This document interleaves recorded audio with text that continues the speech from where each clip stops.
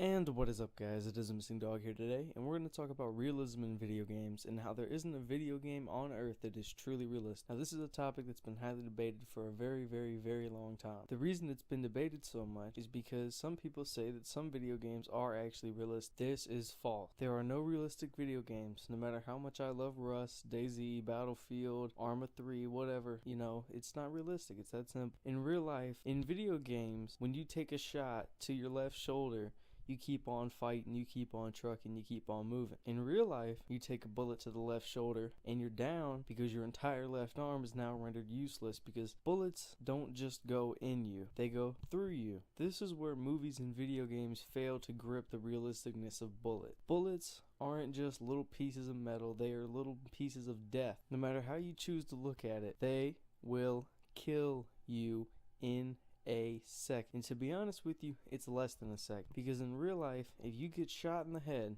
you won't hear the gunshot and you won't see the flash, because the bullet moves so fast that it's faster than the speed of light and sound, and the bullet will hit your brain and destroy every part of your brain that could possibly comprehend that you're getting shot at, and then it's over. You just see a man pointing a gun at you and then there's no more life in you. It's that simple. No video game really captures that aspect as well as real life does, because no matter how scared you get in a video game or how into it you feel, that is 1/100th of the fear and realness of it that you would feel in real life. In a video game, you could be 24 hours into this game on just basically playing, and you're sneaking through a city like in DayZ. You're looking for food, resources, you come up on another player. Very scary experience, and you handle it accordingly as you would in real life. But moving your fingers on a keyboard and mouse are not equivalent to trying to kill somebody with a blade in real life, or with a gun for that matter, because if you have a gun and your opponent doesn't, it's an easy kill. It's over for the other person. They stand no chance unless you can't shoot, but then that's your problem. But if the other person has a gun, it takes the game from the playground to the prison yard in about 1 second, because there's only about 1 second when he starts to draw his gun that you have to put a bullet in his head before he puts one in yours. Video games don't capture this aspect at all whatsoever. In Call of Duty, you can run up to somebody, have a full frontal assault with them. A full frontal assault is when you're directly in front of your enemy and you're both shooting each other, which is one of the most risky situations that you can put yourself in real life. You put 3 rounds in him, he puts 3 rounds in you, and you both run to cover, stand there for about 10 to 20 seconds, and you're good to go. In real life, in a full-on frontal assault with fully automatic weapons, which are usually either 5.56mm bullets or 7.6mm bullets, and the thing is, a 7.62 round is going to kill you in 1 bullet. A 5.56 round will kill you in 1 to 2 bullets, and that's one of the biggest differences in a gunfight, the caliber. Because if he has a Glock 9mm and you have a Glock 40 cal, then if you shoot him and he shoots you, you have a much better chance of surviving than he does, because his bullet might not have even gone all the way through you, because a 9mm, if it hits a bone, has a chance to deflect rather than to just push straight through the bone like a 40 caliber would. But with this, you gotta think you're still shot, and no, you're not gonna not feel it. Alright,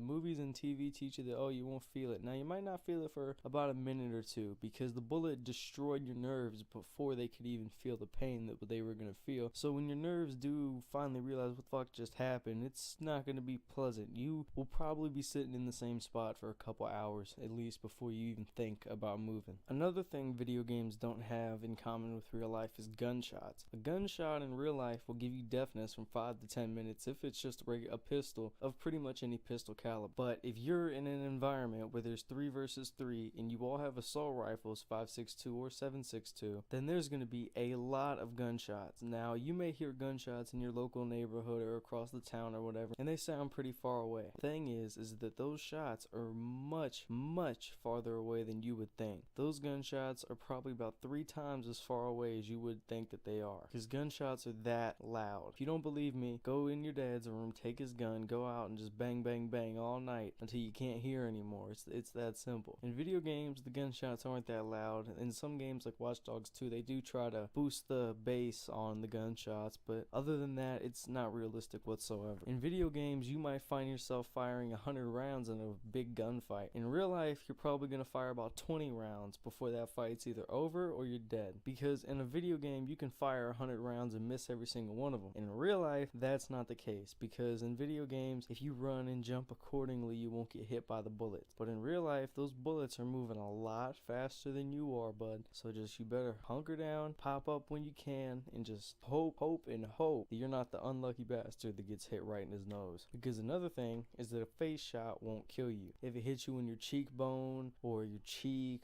or sometimes your lip, as long as it doesn't hit the spine and it doesn't hit your medulla, then you will survive that bullet to the face, and it probably won't even give you permanent damage, because in your face aren't a lot of vital muscles, if you know what I mean. You might be a little hurt to talk for a little bit, but other than that, you'll be pretty alright. In video games, nothing at all compares to the fun of shooting a tank or shooting a launcher or doing anything like that and shooting it at another player and killing them with this massive explosion. Now, a thing people fail to understand about explosions is how loud and powerful they really are. In Rust, you can be in the room opposite of you and shoot a rocket through the doorway and hit the floor in the middle of that room and just be all trowsy-dowsy, all good to go. In real life, you'd be deaf for about 45 minutes because of how loud that explosion was, the echo of it in the building itself, and how close you were to it. When you fire a rocket, especially if you're in an environment where you're trained to use one like the military, they will teach you multiple times, do not fire a rocket at anything that is closer to you than this amount. I don't know that particular amount, but I know it's pretty far, because if you shoot that too close to you, alright, you won't be hearing nothing. You won't even hear the new tunes that just came on the radio from Taylor Swift. You know, it's not gonna happen. Another thing is that explosions, people don't understand really what they are. An explosion isn't just a big ball of fire, alright? An explosion is energy being pushed out, and there usually are flames in it that can be carried by the energy, which is pretty much the whole point of an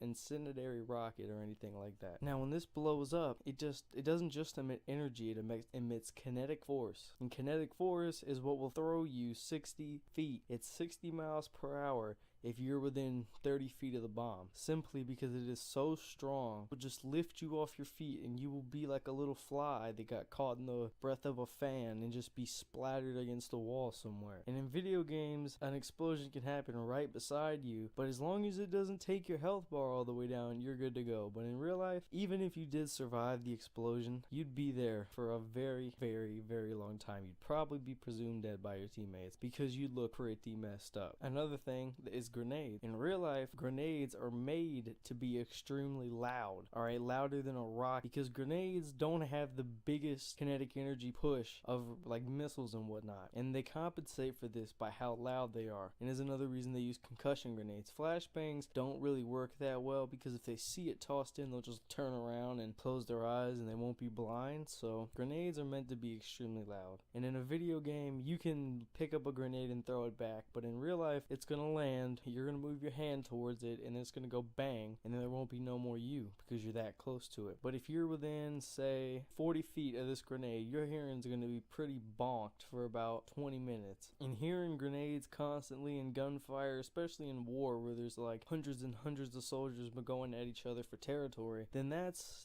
pretty stressful in your ears. You'll be deaf after you get out of that. You'll have hearing problems for a good maybe year. Sometimes you can even develop diseases and parasites that get in you because of how messed up your eardrums are. And sometimes your eardrums literally will explode, especially if, say, a ballistic missile is shot at you. Like in a video game, if somebody in a helicopter starts raining missiles down on you, then if you did survive that, if they missed enough, they would be close to you and they would be so loud, your eardrums would literally explode in big balls of blood inside your head. Graphic, morbid, but real. Something video games aren't. Now, I don't know how well you could hear me for the beginning of that commentary, but my mic was quite tilted and I wasn't looking at it because I kept thinking of things to say, so I wasn't looking at the microphone, but I apologize for that. And I've been ranting on and on and on, and this has been talked about millions and millions of times, but I'm a small YouTuber. I got less than 5 subscribers, so help a brother out, hit the like button, subscribe, do what you gotta do to make your life better. And I hope you have a great day. My name is The Missing Dog, and I hope you enjoy your